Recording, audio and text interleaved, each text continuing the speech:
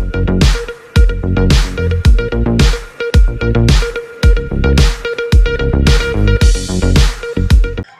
શ્રી પ્રવીણભાઈ માળીએ અંબાજી ખાતે માં અંબાના દર્શન કરી રાજ્યની શાંતિ, સમૃદ્ધિ અને સુખાકારી માટે પ્રાર્થના કરી. વિકસિત ભારત 2047ના સ્વપ્નને સાકાર કરવા સૌ સાથે મળી કાર્ય કરવાની મંત્રી પ્રવીણભાઈ માળીની અપીલ. ડીસાના ધારાસભ્ય શ્રી પ્રવીણભાઈ માળીને રાજ્ય સરકારમાં મોટી જવાબદારી મળી છે. રાજ્ય સરકાર બનાસકાંઠા જિલ્લાનું પ્રતિનિધિત્વ વધારતા ધારાસભ્ય શ્રી પ્રવીણભાઈ માળીને મોટી જવાબદારી આપતા મંત્રી પદ સોંપાયું છે.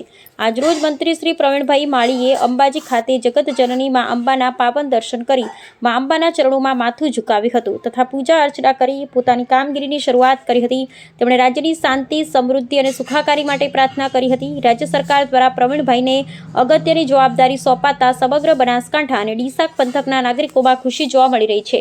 આ પ્રસંગે મંત્રી શ્રી પ્રવીણભાઈ માળીએ જણાવ્યું હતું કે વડાપ્રધાન શ્રી નરેન્દ્રભાઈ મોદીએ શરૂ કરેલી વિકાસ યાત્રાને આગળ ધપાવવા માં જગદંબા સૌને શક્તિ આપે તે માટે આજે પ્રાર્થના કરી છે. મુખ્યમંત્રી શ્રીના માર્ગદર્શન હેઠળ મંત્રી પદ તરીકે શપથ લઈ રાજ્ય સરકારના વિકાસના કાર્યોને આગળ ધપાવવા કામગીરી શરૂ કરી છે.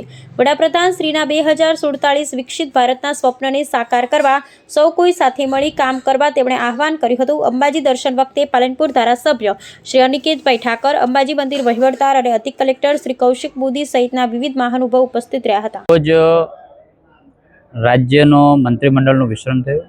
રાજ્યપાલના હસ્તે મંત્રીમંડળના શપથ બાદ હું આજે બનાસકાંઠાની જેનો ગુજરાતનું ઈશાન કહેવાય એવા અંબાજીના પવિત્ર યાત્રાધામની અંદર અને બનાસકાંઠાની અંદર પ્રવેશ કર્યો છે.